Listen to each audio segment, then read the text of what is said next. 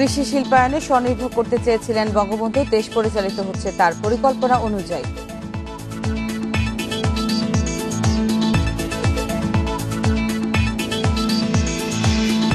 Corona বেড়েছে হৃদরোগ, diabetes সহ নানা সংকট, মৃতদের ৮০% দেহেই মিলেছে জটিল রোগ।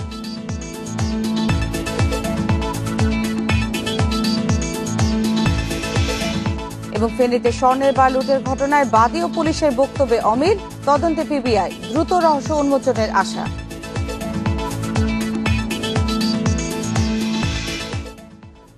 স্বাগত সকাল ৯টার ১ ঘন্টার বিরতিহীন ইন্ডিপেন্ডেন্ট সংবাদে। এই মুহূর্তে সংবাদে আপনাদের সঙ্গে আছি আমি নুসরাত আফরিন। শিরোনাম শুনছিলেন, এবার বিস্তারিত। আজ জাতীয় শোক দিবস, ১৫ই আগস্ট। বাংলার ইতিহাসে কলঙ্কিত একটি দিন। দেশি বিদেশি ষড়যন্ত্রে ১৯৭৫ সালের এই দিনে সপরিবারে হত্যা করা হয় জাতির জনক বঙ্গবন্ধু শেখ মুজিবুর রহমানকে। বাঙালির অধিকার আদায়ে আজীবন সংগ্রাম করা হাজার বছরের শ্রেষ্ঠ সন্তান শেখ মুজিবকে রাতের অন্ধকারে হত্যা করে ঘাতকেরা। নিরাপত্তার ঘেরাটোপে ছিল না ধানমন্ডি ৩২ নম্বরের বাড়িটি। বঙ্গবন্ধুর বিশ্বাস, নিজের দেশের মানুষ তার কোনো ক্ষতি করবে না।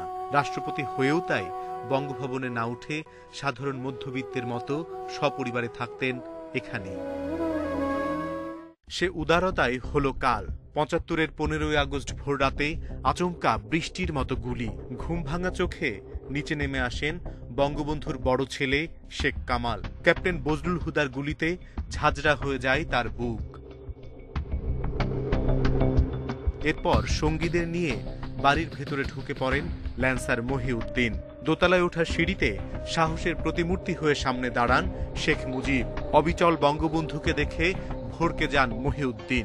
তখন স্টেন গান থেকে গুলি ছোড়ে বজলুল হুদা ও নূর চৌধুরী। ঝরে পড়ে বাংলার ৫৫ বছরের সবচেয়ে উজ্জ্বল নক্ষত্র। ঠিক এই জায়গায় আমি বঙ্গবন্ধুর মৃতদেহ পড়ে থাকতে দেখেছি। যখন আমি সিঁড়িতে আসি, তেনার গায়ে রক্ত, সিঁড়ির একেবারে দিক দিয়ে নেমে নেমে লাস্ট সোপানে গিয়ে রক্তের ধারা পড়া।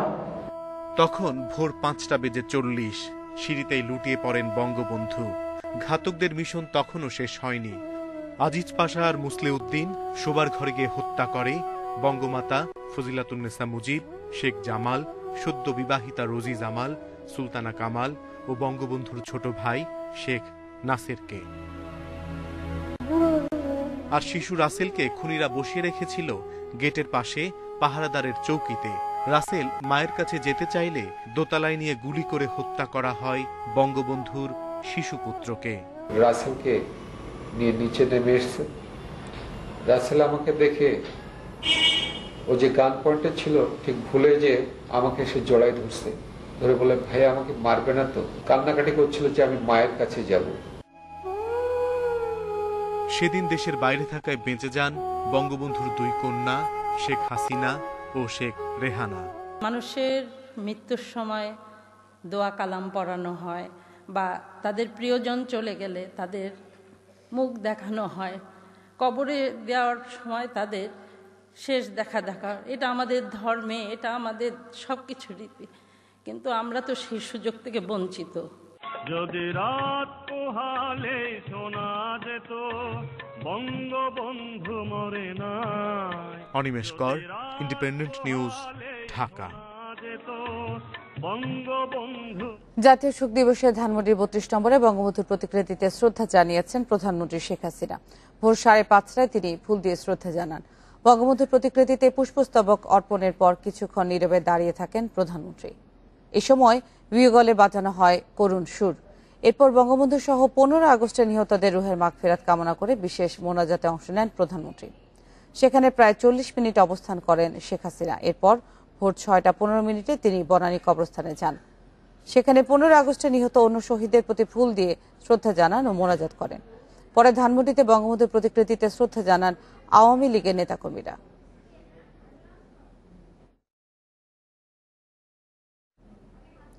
ধানমন্ডিতে বঙ্গবন্ধুর প্রতিকৃতিতে শ্রদ্ধা নিবেদন শেষে আওয়ামী লীগের সাধারণ সম্পাদক ওবায়দুল কাদের বলেছেন, বঙ্গবন্ধু হত্যাকাণ্ড ঠেকানোর ব্যর্থতার জন্য সে সময়ের বঙ্গবন্ধুর অনুসারীদের ভূমিকাও খতিয়ে দেখে জাতির সামনে উন্মোচন করা উচিত। এছাড়া বঙ্গবন্ধু হত্যার নেপথ্যের কুশীলবদের খুঁজে বের করতে তদন্ত কমিশন গঠনেরও দাবি জানান তিনি। বনানী কবরস্থানে শহীদদের শ্রদ্ধা নিবেদন শেষে একই দাবি জানান আওয়ামী লীগের বর্ষিয়ান নেতা তোফায়েল আহমেদ। জাতীয় শোক দিবসে ধানমন্ডিতে প্রধানমন্ত্রীর শ্রদ্ধা নিবেদনের পর সকাল 7টা থেকে শুরুতে শ্রদ্ধা জানান আওয়ামী লীগের কেন্দ্রীয় নেতৃত্ব এবং বিভিন্ন অঙ্গ ও সহযোগী সংগঠনের নেতাকর্মীরা। পরে ঢল নামে সাধারণ মানুষের। এদিকে বনানী কবরস্থানেও 15 আগস্টের শহীদদের প্রতি শ্রদ্ধা জানান আওয়ামী লীগ, যুবলীগ সহ বিভিন্ন সংগঠনের নেতাকর্মীরা।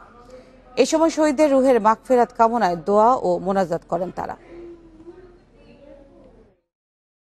তদন্ত কমিশন করে এই ইতিহাসে এই কুখ্যাত কুশীলবদের স্বরূপ উন্মোচন করা উচিত।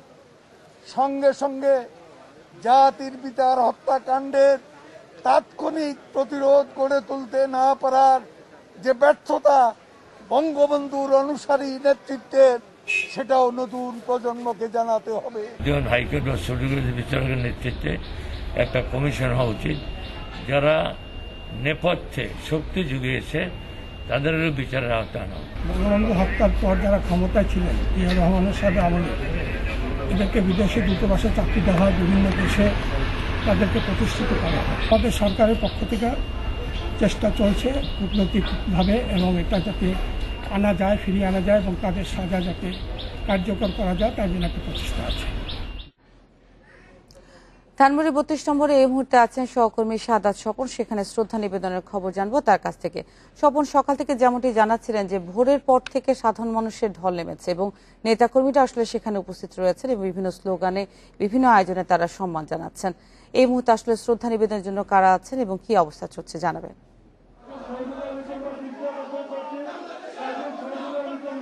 আজকের আয়োজন বলতে কিন্তু একটা বিভিন্ন আয়োজন, আর কিছু নয়। জাতির পিতার প্রতি শ্রদ্ধা জানাতে ধানমন্ডির ঐতিহাসিক যে বাড়িটি আছে, যেখানে জাতির পিতাকে সপরিবারে ঘাতকরা হত্যা করেছিল, সেই বাড়ির সামনে বঙ্গবন্ধুর প্রতিকৃতি, সেই প্রতিকৃতিতে শ্রদ্ধা নিবেদন করতে আসা হয়। কারণ জাতির পিতাকে রাজধানীতে সমাহিত করা হয়নি, জাতির পিতাকে পরিকল্পিতভাবে সমাহিত করার জন্য তার গ্রামের বাড়ি টুঙ্গিপাড়া নিয়ে যাওয়া হয়েছে। এজন্য সাধারণ যারা সহসাই জাতির পিতার সমাধিতে আসতে পারেন না, জাতির পিতার সমাধিতে যদি কেউ যেতে চায় তাহলে এটা অনেক প্রস্তুতির ব্যাপার। যাই হোক, এখানে আজকে শ্রদ্ধা নিবেদনের পর দ্বিতীয় পর্ব হচ্ছে বনানী কবরস্থানে, যেখানে আওয়ামী লীগের নেতৃবৃন্দ গিয়েছেন। এর আগে প্রধানমন্ত্রী এবং বঙ্গবন্ধুর জ্যেষ্ঠ কন্যা প্রধানমন্ত্রী শেখ হাসিনা তিনি গিয়েছেন, তারা শ্রদ্ধা নিবেদন করেছেন। সেখানে বঙ্গবন্ধু ছাড়া সেদিন যারা নিহত হয়েছিলেন ঘাতকদের বুলেটে, তারা প্রত্যেকেই কিন্তু চিরনিদ্রায় শায়িত হয়েছেন বনানী কবরস্থানে। তো এখনও কিন্তু সকাল থেকে যে ধারা শুরু হয়েছিল সেই ধারা কিন্তু এখনও চলছে। আওয়ামী লীগের বিভিন্ন যে অঙ্গ সংগঠন আছে, সহযোগী সংগঠন, সেসবের পক্ষ থেকে তো শ্রদ্ধা নিবেদন করা হয়েছে। পাশাপাশি বিভিন্ন সামাজিক সাংস্কৃতিক সংগঠন, ঢাকা বিশ্ববিদ্যালয়ের মতো যেসব প্রতিষ্ঠান আছে সেসব প্রতিষ্ঠান, বিভিন্ন মন্ত্রণালয়, বিভিন্ন দপ্তর, বিভিন্ন বেসরকারি প্রতিষ্ঠান, সব আমরা দেখতে পাচ্ছি সমাজের বিভিন্ন শ্রেণী পেশার মানুষ কিন্তু আজকে বাংলার বাঙালির সর্বশ্রেষ্ঠ সন্তান জাতির পিতা বঙ্গবন্ধু শেখ মুজিবের প্রতি শ্রদ্ধা নিবেদন করতে এসেছেন জাতীয় শোক দিবসে। আর আজকে আর যে কর্মসূচি আছে, এখানে শ্রদ্ধা নিবেদনের পর আজকে আওয়ামী লীগের পক্ষ থেকে 10:30টায় একটি প্রতিনিধি দল টুঙ্গিপাড়ায় যাবে জাতির পিতার সমাধিতে শ্রদ্ধা নিবেদনের জন্য। আজকে কিন্তু প্রধানমন্ত্রী শেখ হাসিনা সেখানে যাচ্ছেন না, আওয়ামী লীগের পক্ষ থেকে একটি প্রতিনিধি দল যাবে, সেখানে সিনিয়র কয়েকজন নেতৃবৃন্দ থাকবেন, আমরা এতটুকু জানতে পেরেছি। আজকে কর্মসূচি কিন্তু এরপর যেসব উপাসনালয় আছে সেসব উপাসনালয়ে প্রার্থনা করা হবে। প্রার্থনার মধ্য দিয়ে কিন্তু আজকের কর্মসূচি শেষ হবে এবং আগামীকাল আওয়ামী লীগের পক্ষ থেকে আলোচনা সভা রাখা হয়েছে, সেই আলোচনা সভা বিকেলে অনুষ্ঠিত হবে এবং সেখানে ভার্চুয়ালি যুক্ত হবেন প্রধানমন্ত্রী শেখ হাসিনা, আওয়ামী লীগ সভাপতি। তো আজকের যে কর্মসূচি এখানে চলছে, যারা এখানে এসেছিলেন এখন পর্যন্ত, আওয়ামী লীগের সাধারণ সম্পাদক ওবায়দুল কাদের কিন্তু এখানে শ্রদ্ধা নিবেদন শেষে তার প্রতিক্রিয়া জানিয়েছেন এবং তিনি বলেছেন ৭৫ সালে রাষ্ট্রপতি বঙ্গবন্ধু শেখ মুজিবুর রহমানকে রক্ষা করতে না পারার যে দায়, সেই দায় সেই সময় যারা দায়িত্বপ্রাপ্ত ছিলেন রাষ্ট্রপতিকে রক্ষা করার জন্য এবং যে রাজনৈতিক নেতৃবৃন্দ ছিলেন অর্থাৎ বঙ্গবন্ধুর অনুসারীরা ছিলেন, তাদের সে সময়ের ভূমিকা কী ছিল আগে পরে, সেই ভূমিকাগুলিও খতিয়ে দেখে জাতির সামনে তুলে ধরা উচিত বলে তিনি কিন্তু প্রসঙ্গক্রমে বলেছেন। এছাড়া এখানে এসেছিলেন 75-এর 15ই আগস্ট আরেক যিনি নিহত হয়েছিলেন যুবলীগের প্রতিষ্ঠাতা সভাপতি শেখ ফজলুল হক মনির সন্তান, বড় সন্তান শেখ ফজলুল শামস পরশ, যুবলীগের চেয়ারম্যানের দায়িত্বে যিনি আছেন, তিনিও কিন্তু আজকে সে বিষয়ে কথা বলেছেন। এবং ফজলুল শামস পরশ কিন্তু বলেছেন যে শুধু জাতির পিতার যে কয়েকজন ঘাতককে বিচার করা হয়েছে সেইখানেই কিন্তু সীমাবদ্ধ রাখা ঠিক হবে না, বরং নেপথ্যে যারা কাজ করেছে তাদের কিন্তু প্রত্যেককে খুঁজে বের করতে হবে, কারণ অনেক সময় গড়িয়ে গেছে। এবং তিনি আশাবাদ ব্যক্ত করেছেন যে কমিশন গঠনের কথা সরকারের পক্ষ থেকে বলা হচ্ছে, সেটি যদি গঠিত হয় সেখানে সঠিকভাবে কমিশনের কাজকর্ম পরিচালনার মাধ্যমে নেপথ্যের নায়কদের বের করে তাদের বিচারের মুখোমুখি করা হবে, এই বিশ্বাসও কিন্তু তিনি ব্যক্ত করেছেন। তো এই ছিল আমার কাছে ধানমন্ডির 32 নম্বর থেকে জাতির পিতার প্রতি শ্রদ্ধা নিবেদনের এ পর্যায়ের শেষ খবর। সাদাত সুমন জানাচ্ছিলেন ধানমন্ডি 32 নম্বর থেকে। যুক্তরাষ্ট্রের নিউ ইয়র্কের টাইমস স্কোয়ারে প্রচার হচ্ছে বঙ্গবন্ধুর ভাষণ। সেখান থেকে আমাদের সাথে এই মুহূর্তে যোগ দিচ্ছেন সহকর্মী SM সোলাইমান। সোলাইমান, আমরা জানি যে এবছর আসলে দেশের গণ্ডি পেরিয়ে যুক্তরাষ্ট্রের শোক দিবসের আয়োজন করা হয়েছে। সেখানে টাইমস স্কোয়ারে আসলে বঙ্গবন্ধুর ঐতিহাসিক সেই ভাষণটি প্রচার করা হবে। আপনার কাছে কি তথ্য রয়েছে, কখন নাগাদ সেটি প্রচার করা হবে, আর আসলে ওখানে যারা বাংলাদেশি আছেন এবং অন্যান্য দেশের মানুষ আছেন তারা এই বিষয়ে কি অভিমত দিয়েছেন? আপনারা দেখছেন আমি এখন দাঁড়িয়ে আছি নিউ ইয়র্কের পৃথিবীর রাজধানী কিন্তু নিউ ইয়র্কের টাইমস স্কোয়ারে এখানে লক্ষ লক্ষ মানুষ জমায়েত হয়েছে এবং এখানে 14 আগস্ট রাত 11টা আর 1 ঘন্টা পর অর্থাৎ রাত 12টা 1 মিনিট থেকে পরবর্তী 24 ঘন্টায় এখানে এই বিশাল আইকনিক ডিসপ্লে বিলবোর্ডে দেখানো হবে বঙ্গবন্ধু 7 মার্চের ভাষণের চিত্র প্রদর্শনী করা হবে এবং এই 24 ঘন্টায় 720 বার এই প্রদর্শনী করা হবে, অর্থাৎ প্রতি 2 মিনিট পরে একবার করে দেখানো হবে, স্থায়িত্ব হবে 15 সেকেন্ড।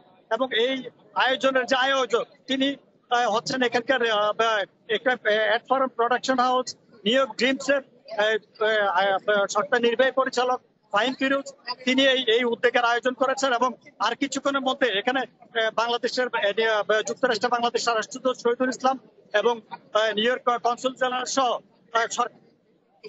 সরকারের কর্মকর্তারা এখানে সকল উপস্থিত থাকবেন এবং আনুষ্ঠানিক উদ্বোধন করবেন। এবং সারা পৃথিবীর মানুষ, আপনি জানেন যে এই টাইমস স্কোয়ারে প্রতিদিন প্রায় 4 লক্ষ লোকের বেশি এখানে ভিজিটর যাতায়াত করেন এবং সারা পৃথিবীর মানুষ এখানে এই 4 লক্ষ লোক দেখবেন এই বাংলাদেশের গর্ব, বাংলাদেশের প্রতিষ্ঠাতা প্রেসিডেন্ট জাতির জনক বঙ্গবন্ধু শেখ মুজিবুর রহমানকে। এবং আগামী প্রজন্ম জানবে যে এই বাংলাদেশের এই জাতির জনকের 7 মার্চের ভাষণ এবং বাংলাদেশের ইতিহাস ঐতিহ্য এবং বঙ্গবন্ধুর জীবনী, এই উদ্দেশ্যে ফাহিম ফিরোজ এই উদ্যোগের আয়োজন করেছেন। আমরা এখন কথা বলবো একজন আয়োজক যিনি এই সুলতানা বেস্তুতি, এবং আমরা কথা বলবো এখন ফাহিম ফিরোজের সাথে। আপনারা দেখছেন যে আজকের এই উদ্যোগের আয়োজক যে ফাহিম ফিরোজ, তিনি এখন আমাদের সাথে যোগ দিচ্ছেন।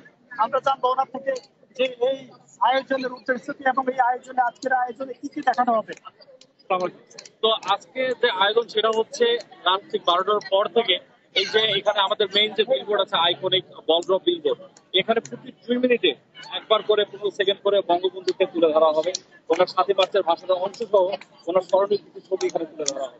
এটা সারাদিন চলবে, টোটাল 720 বার এবং টোটাল হচ্ছে আপনার 3 ঘন্টা এটা বঙ্গবন্ধুকে এখানে প্রদর্শন করা হবে। কেন এই আয়োজন? এটা হচ্ছে বঙ্গবন্ধুর জন্ম শতবার্ষিকী এবং বাংলাদেশের 50 বছর পূর্তি উপলক্ষে দেশে বিদেশে অনেক ধরনের আয়োজন হচ্ছে।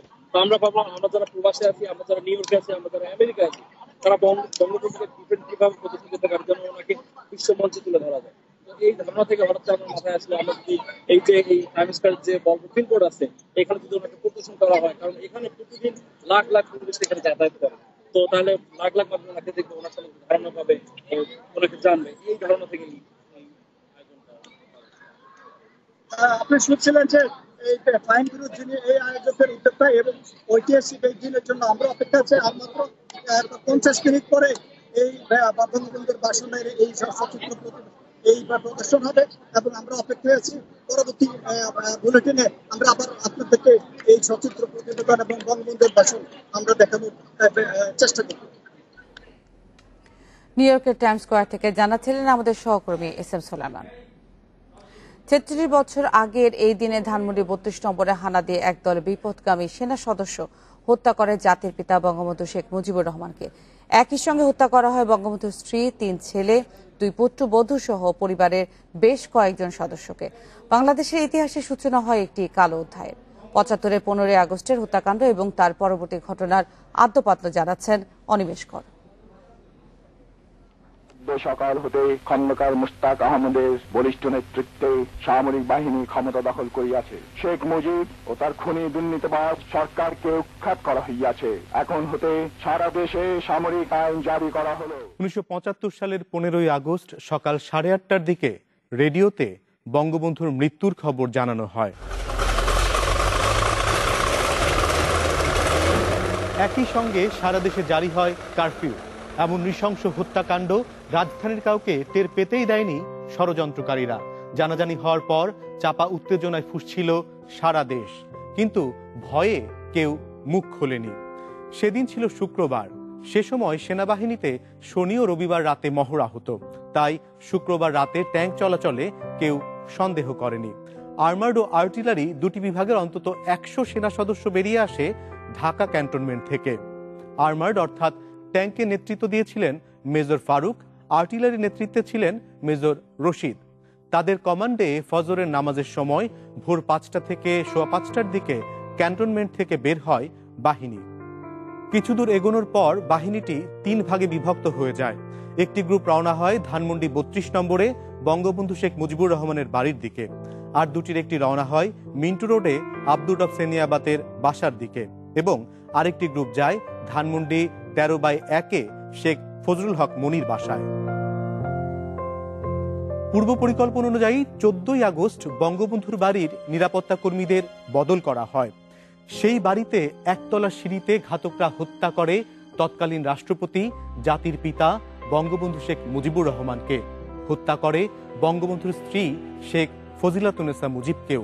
বঙ্গবন্ধুর 3 ছেলে শেখ কামাল, শেখ জামাল, শিশুপুত্র শেখ রাসেল, 2 পুত্রবধূ সুলতানা কামাল ও রোজি জামাল, বঙ্গবন্ধুর ভাই শেখ আবু নাসির ও এক নিরাপত্তা রক্ষী সহ সেদিন প্রাণ হারান 9 জন। বিদেশে থাকায় বেঁচে যান বঙ্গবন্ধুর 2 মেয়ে শেখ হাসিনা ও শেখ রেহানা। একই সময় ঘাতকরা বঙ্গবন্ধুর ভাগ্নে শেখ ফজলুল হক মনির ধানমন্ডির বাসায় হামলা চালায়। সেখানে মারা যান মনি ও তার অন্তঃসত্ত্বা স্ত্রী বেগম আরজু মনি।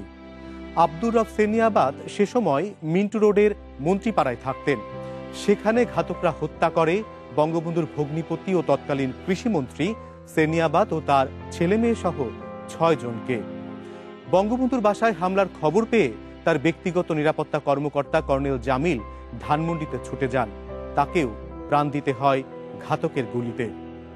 সেদিন বেলা 11টার দিকে বঙ্গভবনে রাষ্ট্রপতি হিসেবে শপথ নেন খন্দকার মোস্তাক। গঠন করা হয় মন্ত্রিসভা। এভাবেই জাতির পিতাকে হত্যা করে রাষ্ট্রের ক্ষমতা দখল করে খুনিরা। বঙ্গবন্ধুর আত্মস্বীকৃত খুনিদের শাস্তি না দিয়ে নানা সময় পুরস্কৃত করা হয়েছে। 1976 সালের 8ই জুন অভিযুক্ত হত্যাকারীদের 12 জনকে বিভিন্ন দূতাবাসে চাকরি দেওয়া হয়। এমনকি হত্যার বিচার ঠেকাতে জারি হয় ইনডেমনিটি অধ্যাদেশ। বঙ্গবন্ধুর ভাগ্নে শেখ ফজলুল করিম সেলিম বলছেন, 15ই আগস্টের হত্যাকাণ্ডের দায় এড়াতে পারে না জাসদ। কর্নেল তাহের, হাসানুল হক ইনু সহ দলটির নেতা রাজনৈতিক ষড়যন্ত্রের প্ল্যাটফর্ম তৈরি করেছিল বলেও দাবি তার। তবে এই অভিযোগ নাকচ করে ইনু বলছেন, আওয়ামী লীগে বঙ্গবন্ধুর ঘনিষ্ঠ জনরাই এতে জড়িত ছিলেন। নৃশংস এক হত্যাকাণ্ডে স্বজন হারানোর বেদনা বয়ে চলছেন 46 বছর ধরে। 75-এর 15ই আগস্ট চোখের সামনে খুন হতে দেখেছেন বড় ভাই শেখ ফজলুল হক মনি ও তার অন্তঃসত্ত্বা স্ত্রীকে। শেখ ফজলুল করিম সেলিম সে ঘটনায় কার্যকর পদক্ষেপ নিতে ব্যর্থতায় কাঠগড়ায় তুলেছেন তৎকালীন আওয়ামী লীগ ও বাকশাল নেতৃত্বকে। বঙ্গবন্ধুর মরার পর সেই আওয়ামী লীগ কোথায় গেছিল, মানে সেই বাকশাল কোথায় গেছিল? বঙ্গবন্ধুর আজ 3 দিন পর্যন্ত, সে 2 দিন পর্যন্ত সিঁড়ির উপর পড়ে রাখলো। সেই বিপ্লবী যারা, যে বঙ্গবন্ধু যেখানে আমরা আসি সেখানে স্লোগান দিয়ে বিপ্লবী স্লোগান দিল, যারা বঙ্গবন্ধুকে বরণ করে, যারা ঢাকা বিশ্ববিদ্যালয়ে সারা রাত মানে উৎসব করলো, ওই বঙ্গবন্ধু মারা যাওয়ার পর তো তারা কেউ আগুয়ে আসলো না। এ হত্যাকাণ্ডে কি শুধু সেনা সদস্যরাই জড়িত? এ প্রশ্নে বঙ্গবন্ধুর ভাগ্নে শেখ সেলিমের মত, হত্যার রাজনৈতিক প্ল্যাটফর্ম তৈরি করেছে প্রতিপক্ষ রাজনৈতিক দলগুলো। যে 15ই আগস্টের আগে যারা বৈজ্ঞানিক সমাজতন্ত্র করছে, বঙ্গবন্ধুর হত্যার পর তারা একদিন বৈজ্ঞানিক সমাজতন্ত্র নাম করছে। বঙ্গবন্ধু যেদিন মারছে সেদিন কর্নেল আপনার তাহে রেডিও স্টেশনে সকালে গেছে, ইনু রেডিও স্টেশনে গেছে। সিরাজ আলম খানের কই এখন বৈজ্ঞানিক সমাজতন্ত্র? সিরাজ আলম খান নাম শুনছে না? এরা ওই ষড়যন্ত্রে একটা পার্ট তৈরি করছে বলে ও এন্টি লিবারেশন ফোর্সটা এদের সাথে মার্চ করে এই ঘটনাটা ঘটাইছিল। তবে এ অভিযোগ মানতে রাজি নন জাসদ সভাপতি হাসানুল হক ইনু। তার মতে রাজনৈতিক বিরোধিতা আর ষড়যন্ত্র দুটি ভিন্ন বিষয়। জামায়াত এবং বিএনপির কথা সুরে আওয়ামী লীগের কিছু বিভ্রান্ত নেতারাও জাসদ সহ কতিপয় দলের দিকে আঙ্গুল তোলার চেষ্টা করে। ৭২-৭৫ জাসদ সহ যারা রাজনৈতিক বিরোধিতা করেছে বঙ্গবন্ধু সরকারের, তারা নয়, প্রশাসন, রাষ্ট্র এবং আওয়ামী লীগের অভ্যন্তরে বঙ্গবন্ধুর আপনজনরাই বঙ্গবন্ধুকে হত্যা করেছে। এবং হত্যার পরে যে মন্ত্রিসভা হয়েছে, বঙ্গবন্ধুর ঘনিষ্ঠ শীর্ষ নেতারা সেই মন্ত্রিসভায় শপথ গ্রহণ করেছে। বাঙালি স্বাধিকার আন্দোলনে বঙ্গবন্ধুকে একাধিকবার হত্যার চেষ্টা করেছে পাকিস্তানি জান্তা। তবে বাংলাদেশের স্বাধীনতার স্থপতিকে প্রাণ দিতে হয়েছে নিজ হাতে গড়া সেনাবাহিনীর বিপদগামীদের হাতে।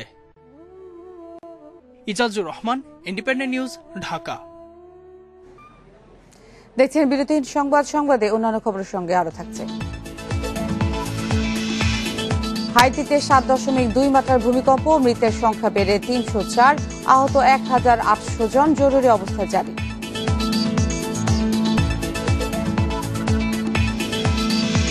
বিশ্বে করোনা একদিনে 8,633 জনের মৃত্যু, শনাক্ত 5,63,000-এর বেশি রোগী।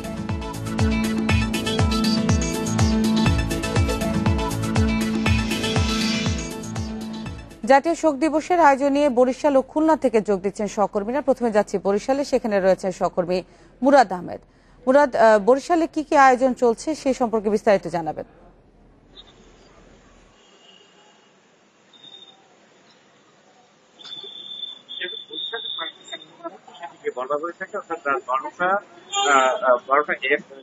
ওয়ার্ল্ড আওয়ামী লীগ কার্যালয় আছে, সেখানে পুষ্পার্ঘ্য অর্পণের মধ্যে শুরু হয়। আর আজ ভোরে অর্থাৎ সূর্যোদয়ের সাথে সাথে বরিশালের সিটি মেয়র যিনি রয়েছেন বা সাদিক আব্দুল্লাহ, তিনি আওয়ামী লীগ কার্যালয়ের সামনে জাতির জনকের প্রতীক এবং কৃষক কুলের নয়নমণি যাকে বলা হয় আব্দুল আফসানিয়াবাদের প্রতীকীতে পুষ্পার্ঘ্য অর্পণের মাধ্যমে তিনি সূচনা করেন। আর ঠিক 6:30 অ্যাডমিনিস্ট্রেটিভ যে স্টলটি রয়েছে অর্থাৎ বঙ্গবন্ধু উদ্যানে যে মুরালটি রয়েছে সেখানে পুষ্পার্ঘ্য অর্পণ করেছে বরিশালের মেট্রোপলিটন পুলিশ কমিশন। আমি এখন দাঁড়িয়েছি বরিশাল অশ্বিনী কুমার টাউন হলের সামনে।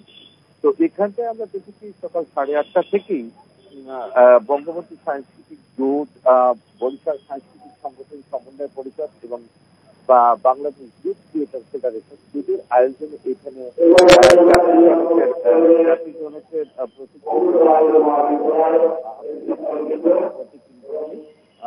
পুষ্পার্ঘ্য অর্পণ শুরু হয় এবং নানা পেশার তাদের পক্ষ থেকে ইতিমধ্যেই পুষ্পার্ঘ্য অর্পণ করা হয়েছে। এখন যেটি বলা হচ্ছে যে বেলা 11টা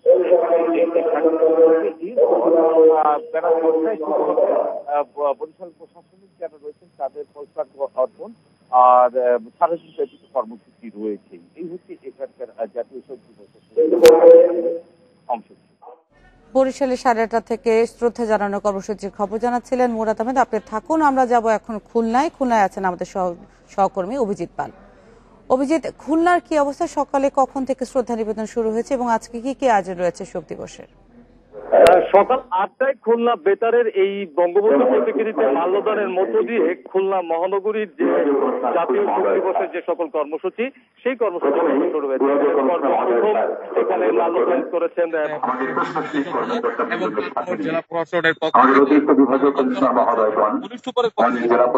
এবং সে সময় স্থানীয় আওয়ামী লীগ এবং তার অঙ্গ সংগঠনের নেতৃবৃন্দ তারা মাল্যদান করেছেন। এখন এখানে মাল্যদান করতে আসছেন খুলনা বিভাগীয় কমিশনার, খুলনা রেঞ্জ ডিআইজি এবং খুলনা মেট্রোপলিটন পুলিশের পুলিশ কমিশনার।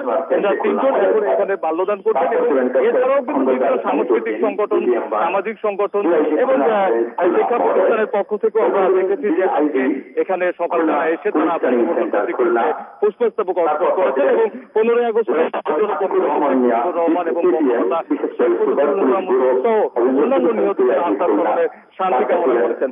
আর এর বাইরেও কিন্তু সারা দিনব্যাপী নানা ধরনের কর্মসূচি রয়েছে এবং সেই কর্মসূচির মধ্যে রয়েছে চিত্রাঙ্কন প্রতিযোগিতা, রচনা প্রতিযোগিতা, খাদ্য এবং ত্রাণ বিতরণ এবং আলোচনা সভা। এবং এই আয়োজনগুলো কিন্তু জেলা প্রশাসন, জেলা শিল্পকলা একাডেমি, বিভিন্ন শিক্ষা প্রতিষ্ঠান, আওয়ামী লীগ এবং তার বিভিন্ন অঙ্গ সংগঠনের নেতৃবৃন্দরা তারা দিনব্যাপী তারা এই আয়োজনটি শুরু করবে। এবং জাতীয় শোক দিবস উপলক্ষে মূলত গতকাল বিকাল থেকে খুলনাতে আসলে কর্মসূচি শুরু করেছে আওয়ামী লীগ। গতকাল বিকালে তারা নগরীর যে 31টি ওয়ার্ড রয়েছে সেই ওয়ার্ডগুলোতে বিভিন্ন মোড়ে মোড়ে তারা মাইকের মাধ্যমে বঙ্গবন্ধুর যে ভাষণ, ঐতিহাসিক ভাষণ যে ভাষণ, সেই ভাষণকে জাতির সামনে তুলে ধরেছেন এবং এছাড়াও বিভিন্ন খেয়াল লিখন সহ নানা ধরনের আয়োজন করা হয়েছে। নানা আয়োজনের মধ্য দিয়ে আসলে 15ই আগস্টে নিহত জাতির জনকের সহ জাতির জনকের পরিবারের সকলের জাতীয় শোক দিবসের আয়োজনের খবর জানাচ্ছিলেন বরিশাল থেকে মুরাদ আহমেদ এবং খুলনা থেকে অভিজিৎ পাল। বঙ্গবন্ধু হত্যার পরোক্ষে থাকা ষড়যন্ত্রের দেশ বিদেশের ব্যক্তি, সংস্থা ও সরকারের সংশ্লিষ্টতা এখনই খতিয়ে দেখতে হবে, নইলে অনেক জরুরি তথ্য হারানোর শঙ্কা গবেষকদের। এই প্রশ্নের প্রত্যাশিত কমিশন না হওয়ায়ও জানিয়েছেন হতাশা। বলছেন বিকল্প হিসেবে নানা সংস্থায় থাকা তথ্য উন্মুক্ত করা যেতে পারে, তাতে ব্যক্তি পর্যায়ে হতে পারে গবেষণা। সপরিবারে জাতির পিতা হত্যায় সরাসরি জড়িত খুনিদের বিচার হয়েছে, তবে পলাতক থাকায় শব্দনৃতদের রায় এখনও কার্যকর করা যায়নি। এছাড়া এর নেপথ্যে যে সুগভীর ষড়যন্ত্র, তাতে নাম এসেছে দেশি বিদেশি ব্যক্তি, সরকার ও গোয়েন্দা সংস্থার। বঙ্গবন্ধু হত্যায় সবচেয়ে বেশি উচ্ছ্বাস দেখা যায় পাকিস্তানের তখনকার প্রধানমন্ত্রী জুলফিকার আলী ভুট্টোর। বর্বরে হত্যাকাণ্ডের পর তাৎক্ষণিকভাবে সেই খুনি সরকারকে উপহার সামগ্রী পাঠিয়ে জানিয়ে দিলেন একাত্মতা। গুটি কয়েক দেশের সরকারেও ছিল একই আবহ। তবে সেই সব ব্যক্তি, সংস্থা ও প্রতিষ্ঠানের সক্রিয় সহযোগিতার পূর্ণাঙ্গ চিত্র এখনো আড়ালে আছে। জাতির পিতা হত্যার 21 বছর পর তার কন্যার নেতৃত্বে সরকার গঠন করে আওয়ামী লীগ। বাতিল হয় ইন্ডেমনিটি অধ্যাদেশ, শুরু হয় বঙ্গবন্ধু হত্যার বিচার। এরপর প্রত্যাশা ছিল 15ই আগস্টের পূর্বাপর ও ষড়যন্ত্রকারীদের চিহ্নিত করে গঠন করা হবে কমিশন, তবে তা আজও সুদূর পরাহত। কমিশন হয়নি, এটা বাস্তব সত্য। ইতিহাস তো নগ্ন সত্যের কথা বলে। কেন হয়নি সেটা ইতিহাসকে অনুসন্ধান করতে হবে। কেন উত্তর দিতে গিয়ে আমি বলবো সরকার আগ্রহী হয়নি। কেন আগ্রহ হয়নি সেটার উত্তর সরকারকেই দিতে হবে। দাবি উঠেছে নানা সংস্থার কাছে থাকা তথ্য উপাত্ত গবেষকদের জন্য উন্মুক্ত করার, তাতে ব্যক্তি পর্যায়ে হলেও বঙ্গবন্ধু হত্যা চক্রান্তের অনুসন্ধানে গবেষণা হতে পারে। প্যান্ডোরার বাক্স কেউ খুলতে চায় না। এটা নিয়ে আসলে খুব ভালো গবেষণা হতে পারে, অনুসন্ধান হতে পারে। আমি মনে করি এগুলো ব্যক্তি পর্যায়ে হবে আলটিমেটলি।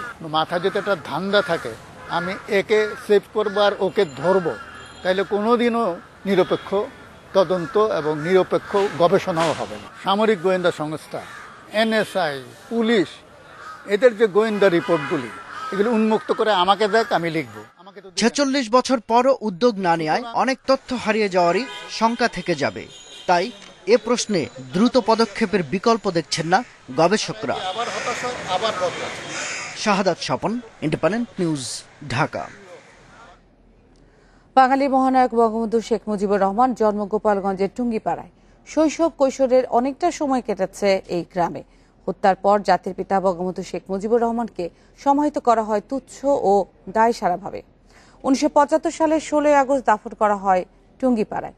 জানাজায় অংশ নিতে চাইলেও পারেনি গ্রামবাসীরা। 1975 সালের 16 আগস্ট দুপুরে বঙ্গবন্ধুর মরদেহ পৌঁছায় টুঙ্গিপাড়ায়। কড়া নিরাপত্তার মধ্যে হেলিকপ্টার থেকে কফিন নামিয়ে 570 সাবান দিয়ে গোসল করানো হয়। কাফনে পরানো হয় রেড ক্রিসেন্ট হাসপাতালের রোগীদের ব্যবহৃত কাপড়। হাজারো মানুষ ছুটে আসেন প্রিয় নেতার মুখটি একবার দেখার জন্য, কিন্তু কাউকে কাছে যেতে দেননি সেনা সদস্যরা। এমনকি শেখ পরিবারের লোকজনকেও সেদিন থাকতে হয়েছিল আত্মগোপনে। গোসল দিতে দেবে না, তারপর ওই জায়গায় পুকুর ছিল, সেই পুকুরি পানি নিয়ে গোসল দিয়ে হাসপাতালে 570 সাবান আর ওই হাসপাতালের লাশ মধ্যে যে সাদা কেউ তাই দিয়ে তার ডাউন করা। সে এইরকম মেশিন গান ফিট করার লোক আসতে পারে নাই। যে কজন আগলে চোটে আইসলই তারা আনা হয়েছিল থানা রোহিঙ্গিয়া, এই হাসপাতালের লোকে আনছিল। আচ্ছা দিদি বললো ওইসব দাঁড়ায় রয়েছে, আরো লোক দাঁড়ায় রয়েছে, ওটি দেখতে কফিন বক্স সাথে নিয়ে দাঁড়ায় রয়েছে, কিন্তু ভিতরে কি আছে দেখতে পারে নাই।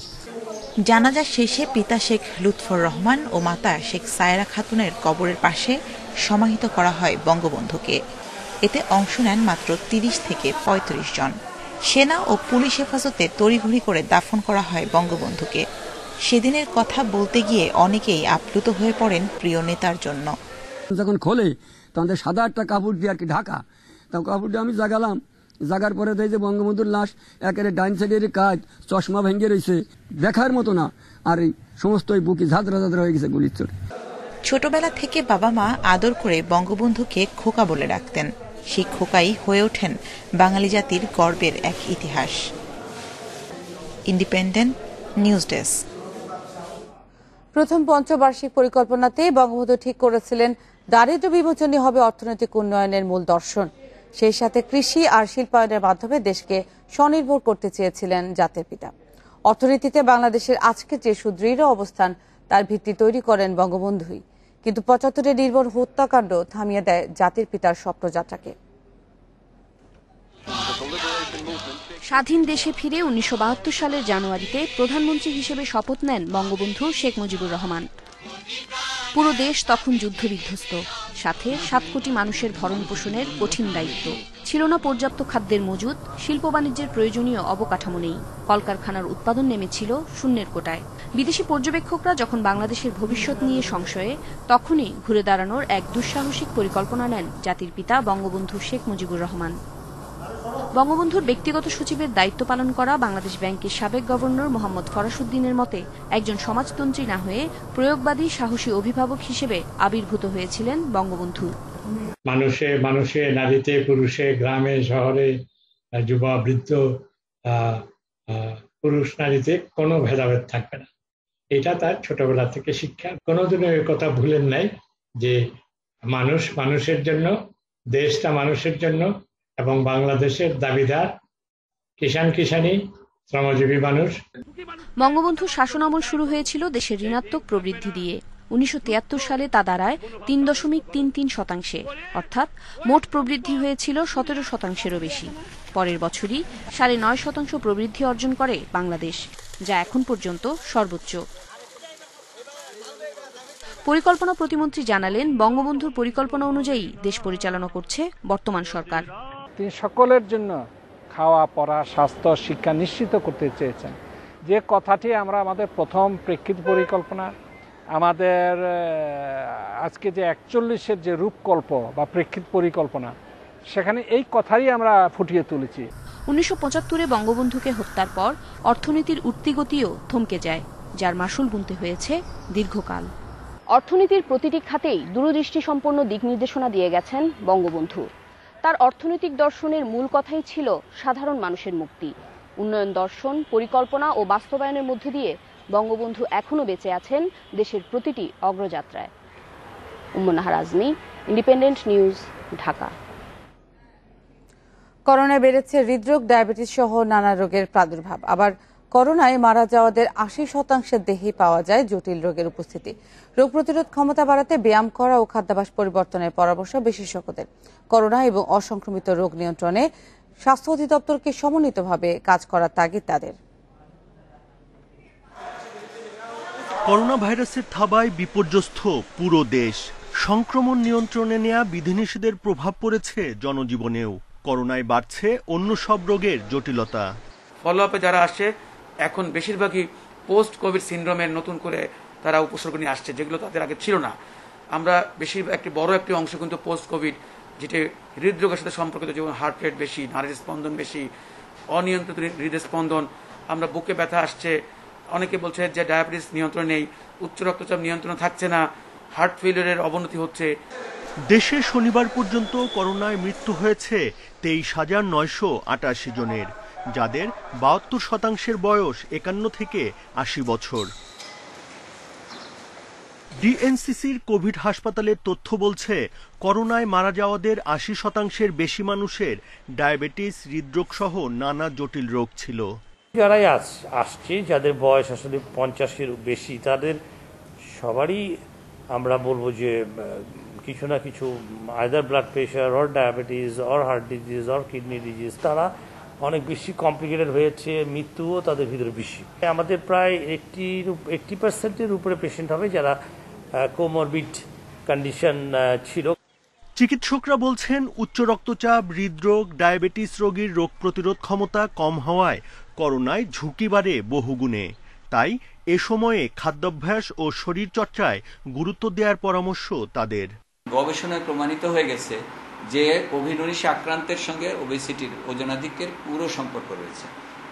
কোভিড-19 সঙ্গে ওজনাধিক্যের তীব্রতার সম্পর্ক রয়েছে, তার সঙ্গে ডায়াবেটিস থাকলে অতিরিক্ত মৃত্যু হার হচ্ছে। তাহলে আমাদেরকে যখন ব্যবস্থাপনায় যেতে হচ্ছে, বিশেষ করে পাবলিক হেলথ ব্যবস্থাপনা ছাড়া হাসপাতালের উপর চাপ কমানো যাবে না। করোনার এই সময়ে অন্য রোগীদেরও বাড়তি যত্ন নেওয়া উচিত বলে মনে করেন বিশেষজ্ঞরা। তাদের ভিতরে বেশি। Buddhadeb Kundu, independent news, Dhaka. আমরা তো মাঝে মাঝে ফেনীতে ডিবি পুলিশের স্বর্ণের বার লুটের পর উঠে আসছে নানা তথ্য। বাদীর অভিযোগ, উদ্ধার হওয়া 15টি বারের মধ্যে 10টি তার নয়। এছাড়া পুলিশ তার কাছ থেকে শুধু সাক্ষ্য নিয়েই মামলার রেকর্ড করেছেন। আর পুলিশ বলছে, বাদীর অভিযোগের ভিত্তিতেই স্বর্ণের বার উদ্ধার করেছে এবং মামলাটি তিনি নিজেই করেছেন। পুলিশের আবেদনেই মামলাটির তদন্ত পিবিআইকে দিয়েছে আদালত। 8 আগস্ট 20টি স্বর্ণের বার ছিনিয়ে নেওয়ার ঘটনায় 15টি বার সহ গ্রেপ্তার হন 6 পুলিশ কর্মকর্তা। তবে উদ্ধার হওয়া বারগুলোতে মিয়ানমার লেখা 10টি বার বাদীর নয় বলে দাবি করেছেন তিনি। এছাড়া তার কাছ থেকে শুধু স্বাক্ষর নিয়েই পুলিশ মামলা রেকর্ড করেছে বলে দাবি তার, যা অস্বীকার করেছে পুলিশ।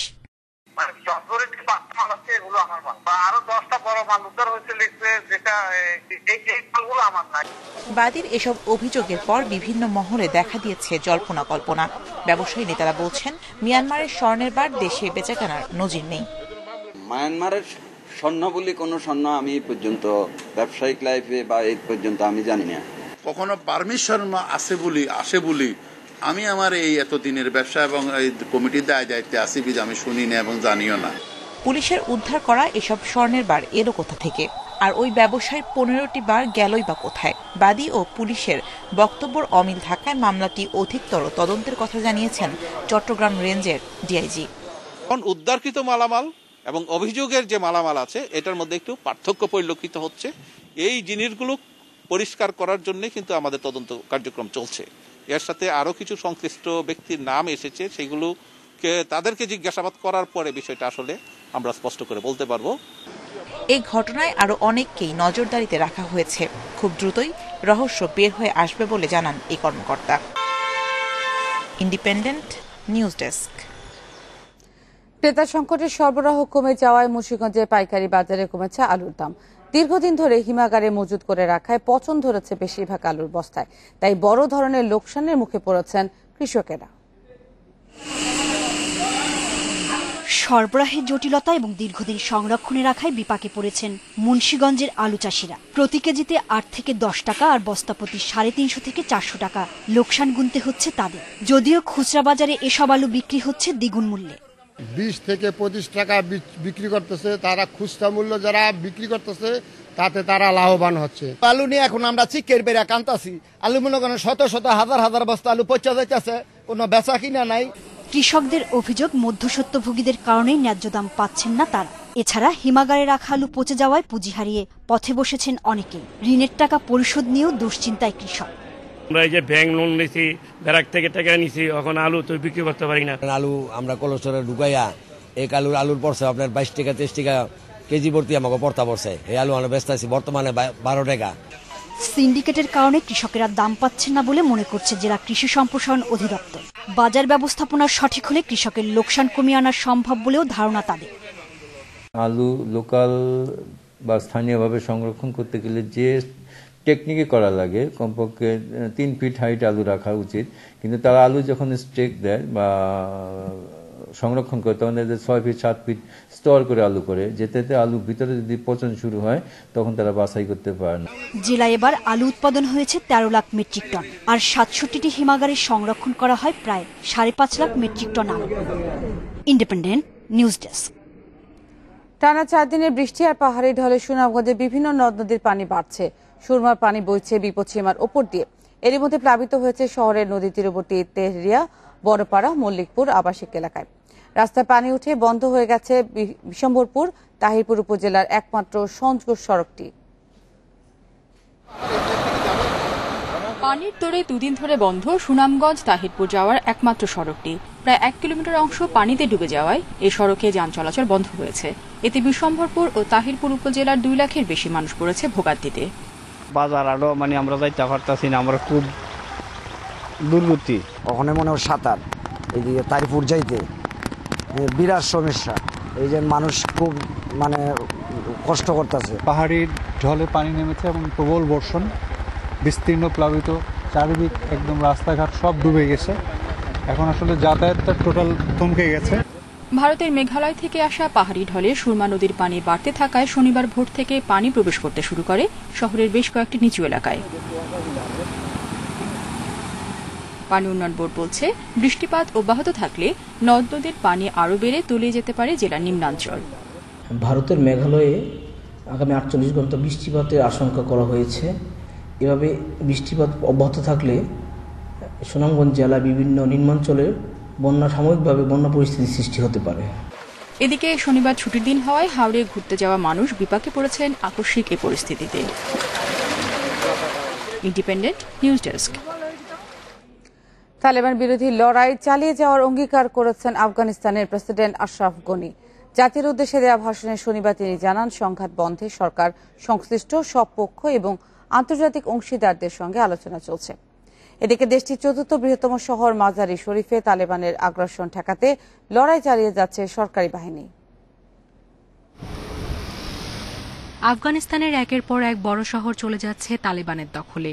শনিবার পর্যন্ত 9 দিনে দেশটির 34টি প্রদেশের 18টির বেশি নিয়ন্ত্রণ নিয়েছে জঙ্গিরা। রাজধানী কাবুলও কার্যত অবরুদ্ধ। এমন পরিস্থিতিতে প্রথম জাতির উদ্দেশ্যে ভাষণ দিলেন আফগানিস্তানের প্রেসিডেন্ট আশরাফ গনি। আমাদের উপর চাপানো যুদ্ধে নিরাপত্তাহীন আফগানিস্তান। দেশজুড়ে নিরাপত্তা পরিস্থিতি নিয়ে আমি অবগত। নিহত বেসামরিক ও নিরাপত্তা বাহিনীর পরিবারের প্রতি শোক।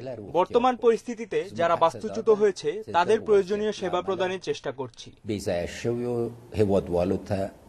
ভাষণে বর্তমান পরিস্থিতিতে বাহিনীগুলোর মধ্যে সমন্বয় করে ব্যবস্থা নেওয়ার বিষয়ে অগ্রাধিকার দেওয়া হচ্ছে বলে জানিয়েছেন আফগান প্রেসিডেন্ট। বর্তমান ও ভবিষ্যৎ নিয়ে শঙ্কিত দেশবাসী। প্রেসিডেন্ট হিসেবে আমি আপনাদের আশ্বস্ত করতে চাই, অস্থিতিশীলতা, সহিংসতা ও দেশের জনগণের বাস্তুহারা হয়ে পড়া রোধ করার উপায় খুঁজে বের করব। আরোপিত এই যুদ্ধে নিরীহ মানুষের প্রাণহানি রোধের চেষ্টা করছি। সে কারণে সরকারের অভ্যন্তরে প্রবীণ ও রাজনৈতিক নেতাসহ আন্তর্জাতিক অংশীদারদের সঙ্গে আলোচনা চলছে। শিগগিরই তার ফল দেশবাসীকে জানানো হবে। তবে এই পরিস্থিতিতে পদত্যাগ করবেন কিনা এমন কোনো ইঙ্গিত দেননি আশরাফ গনি। সায়রা খান, ইন্ডিপেন্ডেন্ট নিউজ। হাইতিতে শক্তিশালী ভূমিকম্পে মৃতের সংখ্যা বেড়ে দাঁড়িয়েছে 304 জন। আহত হয়েছে 1800-এরও বেশি মানুষ। শনিবার 7.2 মাত্রার ভূমিকম্পে মুহূর্তে ধ্বংসস্তূপে পরিণত হয় দেশটির পশ্চিমাঞ্চল। ভূমিকম্পে হাইতির সরকার দেশটিতে 1 মাসের জরুরি অবস্থার ঘোষণা করেছে। এছাড়া প্রধানমন্ত্রী এরিয়েল হেনরি জানান, ত্রাণ কাজ করার জন্য একটি দল গঠন করেছে প্রশাসন। যুক্তরাষ্ট্রের ভূতাত্ত্বিক জরিপ জানায়, কম্পনের উৎপত্তিস্থল হাইতির সেন্ট লুই ডু সুড শহর থেকে প্রায় 12 কিলোমিটার দূরে এবং ভূগর্ভে 10 কিলোমিটার গভীরে। 2010 সালের ভূমিকম্পের ভয়াবহতা এখনও কাটিয়ে উঠতে পারেনি হাইতি। সেবার 7 মাত্রার ভূমিকম্পে প্রাণ হারায় 2 লাখেরও বেশি মানুষ। বিশ্বে করোনা একদিনে প্রাণহানি হয়েছে 8,633 জনের, শনাক্ত হয়েছে 5,63,000-এর বেশি মানুষ। সর্বোচ্চ প্রাণহানি হয়েছে ইন্দোনেশিয়ায় 1,270 জনের। বিশ্বে একদিনে সর্বোচ্চ শনাক্ত হয়েছে যুক্তরাষ্ট্রে 70,748 জন। ভারতের সিরাম ইনস্টিটিউটের চেয়ারম্যান জানান, তার প্রতিষ্ঠানে করোনার বুস্টার ডোজ তৈরি করা হবে। দিল্লিতে টানা 3 দিনের মতো করোনায় কোনো মৃত্যু হয়নি। দ্বিতীয় ধাপের সংক্রমণে দেশটিতে নভেম্বরের মতো রাজধানীতে শূন্য প্রাণহানি রেকর্ড করা হয়েছে। এ নিয়ে বিশ্বে করোনার প্রাণহানি ছাড়ালো 43,66,000। মোট শনাক্ত হয়েছে 20,74,00,000-এরও বেশি মানুষ।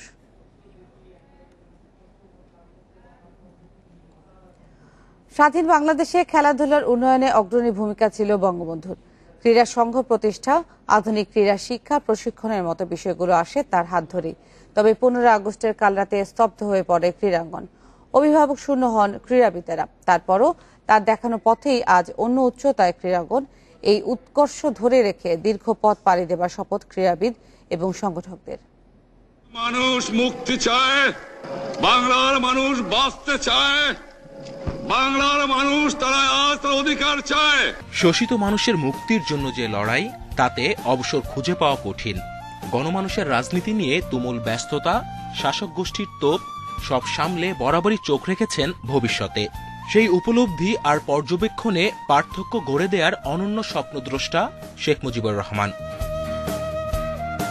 জাতিগত সৌকর্যের একটি বড় নিয়ামক খেলা, রাজনীতিক বা প্রশাসক যে ভূমিকাতেই থেকেছেন, সবসময় কথা বলেছেন ক্রীড়াবিদদের অধিকার নিয়ে। বঙ্গবন্ধুর দাবির মুখে পূর্ব পাকিস্তানে ক্রীড়া বরাদ্দ বাড়িয়েছিলেন পাকিস্তানি জান্তা। দেশ স্বাধীন হওয়ার পর গঠন করেন জাতীয় ক্রীড়া নিয়ন্ত্রণ সংস্থা। খেলাপাগল বাঙালির গর্বিত পথ চলার রূপরেখা প্রস্তুত হয়ে গিয়েছিল সেখান থেকেই। বাংলাদেশ এবং বাঙালির সবচেয়ে কালো দিক এবং অন্য কোনো ইনসিডেন্ট এই দেশে হতে পারবে না এর থেকে কালো দিন হিসেবে। এটাকে আমি মনে করি সবচেয়ে দুঃখের বিষয় যে আমাদের এটা দেখতে হয়েছে এবং আমাদের দেশে হয়েছে। জাতির জনকের দেখানো পথে ক্রীড়া সংগঠক হন তার বড় ছেলে শেখ কামাল। মুক্তিযুদ্ধের সময় স্বাধীন বাংলা ফুটবলের সাহসী পদচারণার কথা আজ সবারই জানা। তখন সবে পথ চলা শুরু হয়েছে আবাহনী ক্রীড়াচক্র, ইকবাল স্পোর্টিং, ইস্পাহানি স্পোর্টিং এর মতো ক্লাবগুলোর। তবে সবকিছু থমকে যায় 15 আগস্টের কাল রাতে। ওর একটা অ্যাম্বিশনই ছিল যে বাংলাদেশকে স্পোর্টস ওয়ার্ল্ডে একটা সুপার পজিশনে নিয়ে যাবে। আমার মনে হয় না এমন একটা লোক আছে এই দেশে যে আবাহনী নাম জানে না। যেটুকু সময় পেয়েছে সেটুকুর মধ্যেই যে জিনিসটা করে গেছে, এটা আজকে 40 বছর 45 বছর পরেও আমরা আবাহনী ক্লাবকে নিয়ে we are all very proud of it. Tamim, Shakib, Roman Sana, Jamal Bhuiyan ক্রীড়াবিদদের অবদানে আজ অন্যরকম সম্মাননা লাল সবুজের মানচিত্রে। হাজার বছরের শ্রেষ্ঠ বাঙালির দেখানো পথে পাড়ি দেবার অপেক্ষা দীর্ঘ পথে। Kamrul Hasnat, independence news, Dhaka. সেপ্টেম্বরের শুরুতে আসছে ক্রিকেটারদের কেন্দ্রীয় চুক্তির ঘোষণা। বিবেচনায় রাখা হবে জিম্বাবুয়ে এবং অস্ট্রেলিয়া সিরিজের পারফরম্যান্স। এদিকে নিউজিল্যান্ড সিরিজের জন্য নির্বাচকদের দেয়া দল বিসিবি সভাপতির অনুমোদনের অপেক্ষায় রয়েছে। চট্টগ্রামে ক্যাম্প ও প্রস্তুতি ম্যাচের জন্য এ দল এবং এইচপি দলও ঠিক করে ফেলেছেন নির্বাচকেরা। গেল জুনে নির্বাচকেরা জমা দিয়েছিলেন ক্রিকেটার তালিকা। কেন্দ্রীয় চুক্তির কাজ শেষ করে রাখলেও ঘোষণা হয়নি। জিম্বাবুয়ের সফরে মাহমুদুল্লাহর টেস্টকে বিদায় বলার পর গতি আরও কমেছে, আলোচনার জায়গা বেড়েছে। তাতে অপেক্ষা করতে হচ্ছে আরও একটা বোর্ড মিটিং পর্যন্ত।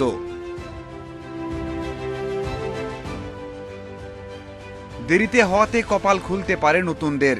অস্ট্রেলিয়া ও জিম্বাবুয়ে সিরিজের পারফরম্যান্স আসবে বিবেচনায়। সব পারফরমেন্সে বিবেচনা হবে। এখানে পারফরমেন্সের ভারসাম্য তো দেখতেই হবে। তারপর এটার সাথে ভবিষ্যতের কথাও চিন্তা করা হবে, কাকে দিয়ে সামনের বছরগুলো কন্টিনিউ যাবে কিনা ওগুলোও চিন্তা করা হচ্ছে। তো বেস্ট পসিবল স্ট্যান্ডার্ড একটা কন্ট্রাক্টে দেওয়া হচ্ছে। দ্বিতীয় সারির নিউজিল্যান্ড দল আসবে বাংলাদেশে। বিশ্বকাপের প্রস্তুতি স্বার্থে নির্বাচকেরা শক্তিশালী দল তৈরি করে ফেলেছেন। অপেক্ষা বোর্ড সভাপতির অনুমোদনের। এ মাসের শেষ দিকে এ দল ও এইচপি দল ক্যাম্প করবে চট্টগ্রামে। খেলবে 3টি ওয়ানডে ও 2টি 4 দিনের ম্যাচ। সেই দলও প্রস্তুত রেখেছেন নান্নু বাশার। কাজ করছেন বাংলা টাইগার নিয়েও। চিটাগংয়ে তো আমাদের দুটো টিম যাচ্ছে, একটা এইচপি যাচ্ছে আর একটা এ টিম যাবে। তো এখানে এ টিমে আমাদের ম্যাক্সিমাম টেস্ট প্লেয়াররাই যাবে, যারা রেড বল ক্রিকেটে খেলে। ওখানে আমরা একটা সিরিজ অ্যারেঞ্জ করেছি এইচপি আর এ টিমে। ওখানে আপনার 3টা ওডিআই হবে এবং 2টা 4 ম্যাচ হবে। বাংলাদেশ ও নিউজিল্যান্ডের ক্রিকেটাররা কোয়ারেন্টিন করবেন 24, 25 ও 26 আগস্ট। বিকেএসপিতে যে প্রস্তুতি ম্যাচ খেলার কথা ছিল ব্ল্যাক ক্যাপদের, সেটা হচ্ছে না। 5 দিনের অনুশীলন শেষে 2 দল প্রথম টি-20তে মুখোমুখি হবে 1 September. Mazharul Islam, independent news. শক্তিশালী দলের সাথে ফিফা উইন্ডোতে ম্যাচ খেলে সাফের জন্য আদর্শ প্রস্তুতি হবে মনে করেন কাজী সালাউদ্দিন। সাফ চ্যাম্পিয়নশিপে লক্ষ্য শিরোপা জয়, ফুটবলারদের সেরাটা দেওয়ার প্রত্যাশা বাফুফের সভাপতির। মালদ্বীপে খেলা হলেও বঙ্গবন্ধুর নামে সাফের আয়োজন করতে বাফুফের সর্বোচ্চ চেষ্টা করবে জানিয়েছেন তিনি। গেল জুনে বিশ্বকাপ বাছাইয়ের 3 ম্যাচের পর থেকে জাতীয় দলের কার্যক্রম নেই বললেই চলে। ফুটবলাররা ব্যস্ত ছিলেন প্রিমিয়ার লিগে। অক্টোবরের শুরুতে সাফ চ্যাম্পিয়নশিপ হাতে থাকা 1.5 মাসে তাই সর্বোচ্চ প্রস্তুতি নেওয়ার লক্ষ্য বাফুফের। সেপ্টেম্বরে ফিফা উইন্ডোতে কিরগিজস্তানে 3টি প্রস্তুতি ম্যাচের সিদ্ধান্ত হয়েছে। সেখান থেকে ফিরে দেশে হবে 10 দিনের ক্যাম্প। পরিকল্পনা মতো হলে সেরা প্রস্তুতি নিয়েই মালদ্বীপে যাবেন জামালরা। বাফুফের সভাপতির বিশ্বাস, র্যাঙ্কিংয়ে এগিয়ে থাকা দলের সাথে খেললে সাফের জন্য সর্বোচ্চ প্রস্তুতি নিতে পারবে বাংলাদেশ। জিতবো হারবো, হারলে আমি জানি ক্রিটিসিজম হবে, হোক, বাট ওই ভয়ে আমি ফুটবলকে পিছিয়ে দিব না। সাফে তো যাদের সাথে খেলতে যাচ্ছি তাদের থেকে অনেক উইক টিম সাফ। সো আমি যদি এই টিমের সাথে খেলে আমার নিজেকে জাজ করি, then I can go to সাফ and I try to do better performance. Corona পরিস্থিতিতে স্বাগতিক হওয়ার সুযোগ হাতছাড়া হয়েছে। বঙ্গবন্ধুর জন্ম শতবার্ষিকীর বিশেষ এই আসরটিতে টাইটেল স্পন্সরও হাতছাড়া করতে চায় না বাফুফে। বঙ্গবন্ধুর নামে টুর্নামেন্ট আয়োজনের জন্য স্পন্সরদের এগিয়ে আসার আহ্বান বাফুফে সভাপতি। যারা এই টুর্নামেন্টটা করে তারা কত টাকা চাবে, কত টাকা চেলে এই টাকাটা আমরা জোগাড় করতে পারবো নাকি, এখানে কিছু ইফস এন্ড বাট আছে। তো দেখি আমি 20-22 তারিখের দিকে I'll start talking to people যে এটা ফান্ড অ্যারেঞ্জ করতে পারি নাকি। ফান্ড অ্যারেঞ্জ করতে পারলে আমি ডেফিনেটলি আমার প্ল্যান আছে, চেষ্টা করব কিভাবে এটাকে বঙ্গবন্ধুর নামে করা যায়। 2003-এর সাফে প্রথম ও একমাত্র শিরোপা ধরা দিয়েছিল। 18 বছর পর আবারও শ্রেষ্ঠত্বের খোঁজে কাজী সালাউদ্দিন। আর আমার তো চাওয়া চ্যাম্পিয়নশিপ। এখন যারা দিবে সেটা তো আমি দিব না, প্লেয়াররা দিবে। Abidur Rahman, independent news, Dhaka. English premier লিগের প্রথম রাউন্ডে বিগ ম্যাচ, টটেনহ্যামের আতিথ্য নেবে চ্যাম্পিয়ন ম্যানচেস্টার সিটি। হটপার্ক স্টেডিয়ামে খেলা শুরু রাত 9:30টায়। এবারও শিরোপার অন্যতম দাবিদার গার্দিওলার ম্যানচেস্টার সিটি। নতুন সাইসিং গ্যালিশ আশা দেখাচ্ছেন ভালো কিছুর। এছাড়া ডি ব্রুয়েনা, স্টার্লিং, মাহারেজরাও ফর্মে রয়েছেন। অন্যদিকে কিছুটা আগোছালো টটেনহ্যাম, দল ছাড়তে পারেন হ্যারি কেইন। অন্যদিকে হেড কোচ হিসেবে নতুন চ্যালেঞ্জের শুরু নুনো সান্তোর। 2 দলের সবশেষ 5 মুখোমুখিতে সমান 2টি করে জয় ম্যান সিটি ও টটেনহ্যামের।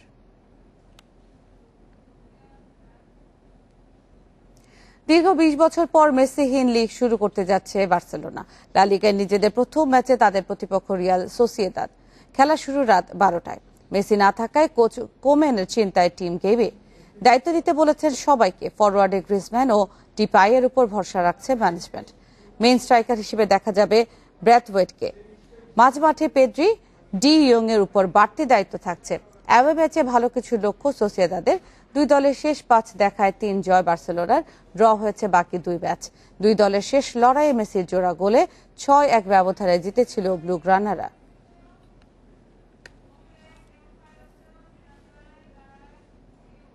এই ছিল বিরতিহীন ইন্ডিপেন্ডেন্ট সংবাদে। ইন্ডিপেন্ডেন্ট টেলিভিশনের সব খবরের বিস্তারিত দেখতে চোখ রাখুন ফেসবুক, ইউটিউব, টুইটারে। ধন্যবাদ সবাইকে।